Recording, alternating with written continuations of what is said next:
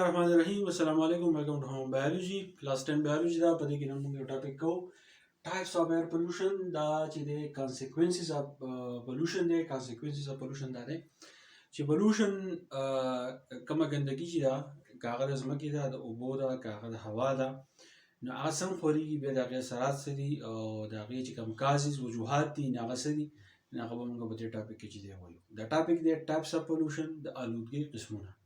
خو موږ په دې کې صرف د آلودګۍ یو قسم وایو هغه زموږ سره دی ایر پولوشن نو اصل کې پولوشن اول موږ ډیفاین کوو چې انډیزایریبل چینجز ان انوایرمنټ انوایرمنټ کې موږ خبره کوو موږ د درې قسمو څیزونو خبره کوو یو چې دا زموږ سره هوا ده ځمکه ده او اوبه دي نو په دې دریو وړو کې چې موږ هغه څیز د دریو وړو څیزونو ته ایډ کړو که هغه هوا ده ځمکه ده اوبه دي چې د هغې ضرورت نه وي او د هغې ایډ کولو نه نقصان رسي ماحول ته ځناورو ته انسانانو ته او په هوا کې نقصان چې دی خورېږي چې هغه زموږ هغه نقصان زموږ د خواهش مطابق نه یا هغه څیز زموږ د خواهش مطابق نه او هغه د دریو وړو څیزونو ته لاړ شي نو دې ته موږ وایو پولوشن agent which cause pollution are called pollutants خو چې دلته کې اول خو pollution ډیفاین کړل او بیا pollutants ډیفاین کړل چې pollutant څه ته وایي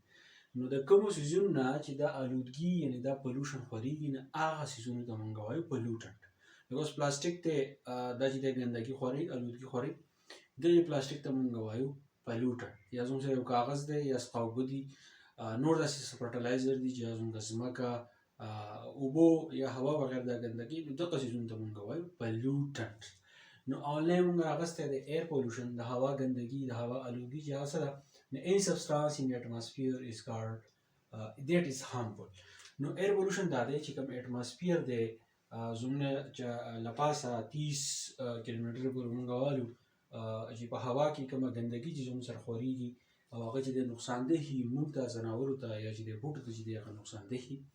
نو دغې ته موږ وایو ایر پولوشن اوس ایر پولوشن وجوهات زموږ سره څه دي وجوهات یې ډېر شوي دي تاسو کلاس 10 په بیولوژي کې دا څنګه ورکړي نو نسي کوئ دلته کې د اکسایډز ټکی په مخه راغلی دی اکسایډز موږ دې ته وایو چې کله اکسیجن د بل څیز سره میلاو شي نو هغې ته موږ وایو اکسایډز ځکه چې په هوا کې زموږ سره چې دی اکسیجن چې دی موجود دی نو اول زموږ سره اکسایډز اف کاربن اکسایډز اف کاربن دا شیز دی چې دا زموږ سره ایر پولوشن د هوا آلودګي چې دی خوري او اکسایډز اف کاربن څنګه خوري کمبشن اف فیولز چې زموږ سره کوم ایندھن چې کله زموږ سره سوځي یو څه زموږ سره سوځي ایز ا فیول او د هغې نه کاربن مونوکساید کاربن ډای اکساید ګیس پیدا کېږي نو دا زموږ سره اکسایډز اف کاربن دي نو د دې د وجې نه د هوا چې ده دا ګنده کېږي کاربن ډای اکساید چې دی سیوا کېږي هغه ګرمي چې ده هغه سیوا کوي او بل دا کاربن مونوکساید موږ وایو چې دا زهریله شانتې ګیس دی نو دا چې دی نقصان رسوي نو د اکسایډز اف کاربن یو د ایر پولوشن چې دی خوري بیا زموږ سره اکسایډز اف نایټروجن دي اکسایډ اف نایټروجن څنګه خورېږي زموږ سره چې کوم فرټیلایزرز موږ استعمالوو لایټنینګ دا دی چې کله زموږ سره تندر چې کله تندر شانتې زموږ سره کله برساتي بارانونه مونسون بارانونه چې په اسمان کې زموږ سره برېښنا کېږي نو د هغه برېښنا د وجې نه زموږ سره کوم مالیکولر نایټروجن چې دی د هغې په منځ کې چې دی بانډ ماتېږي او چې دی اکسایډز اف نایټروجن چې دی نو هغه زموږ سره جوړېږي د هغې د وجې نه ارګینیک میټر چې کله یو څیز زموږ سره څښا کېږي کوم چې زموږ سره ارګینیک کمپاونډ زموږ سره چې کله څښا کېږي نو هغې نه اکسایډز اف نایټروجن چې دی جوړېږي او هوا چې دی ګنده کوي بیا زموږ سره اکسایډز اف سلفر دي دې مطلب څه دی چې کوم په ګاډو کې اټوموبایلز کارز بسز وغیره موږ وایو په کې چې کوم تیل سوځي دې نه چې کوم لوګی راوځي نو هغې ته موږ اکسایډز اف سلفر چې دی هغه ته موږ وایو هوا چې ده ګنده کوي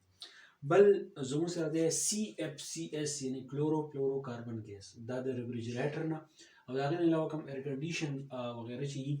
نو دا د هغې نه راوځي او د اوزون ډپلیشن چې دی هغه کوي اوزون ډپلیشن دا دی چې اټماسفیر نه چاپېره چې دی یو تحت یو څادر شانتې دی پکې سوري جوړېږي بیا د نور خطرناکې شعاګانې چې دی پکې لاندې چې دی راځي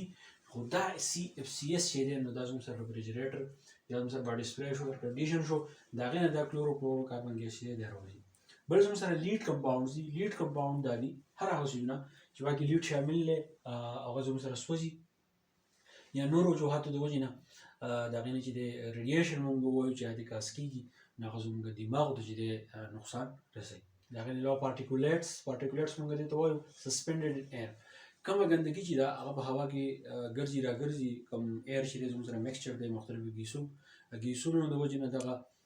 کوم پارټیکولیټس چې دي هغه په هوا کې ګرځي راګرځي نو دغې ته موږ وایو پارټیکولیټ لکه زموږ سره ډسټ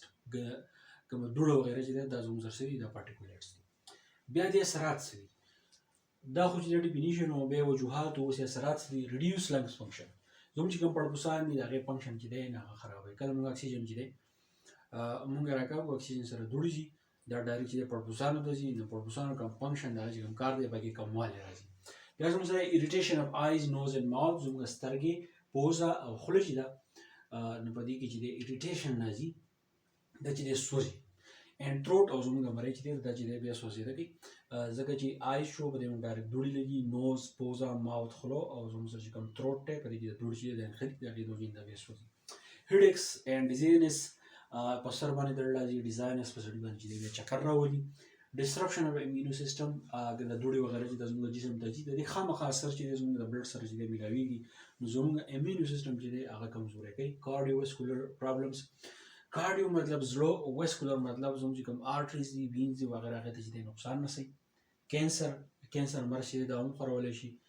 ځکه چې کاربن موناکسایډ ګیس چې دی کله موږ راکاږو نو د کینسر وجې چې دی هغه جوړېږي ریډیوس انرژي لیول مطلب دا چې سیلونه خرابوي نو باقي به انرژي چې دا په صحیح طریقه باندې چې دی بیا نه پیدا کېږي نو اول د پولوشن ډیفینیشن شو بیا د ایر پولوشن ډیفینیشن شو بیا د هغې کاز وجوهات او بیا د هغې اثرات نو ټایپس اف ایر پولوشن دا تاسو کلاس 5 چې دا شروع کېږي په کلاس 10 کې هم دا چې شامل دي بالکل اسان ټاپک دی سپیکینګ نشته ځان هم لګل شي یا د ضرورت نشي بل ځان پوهه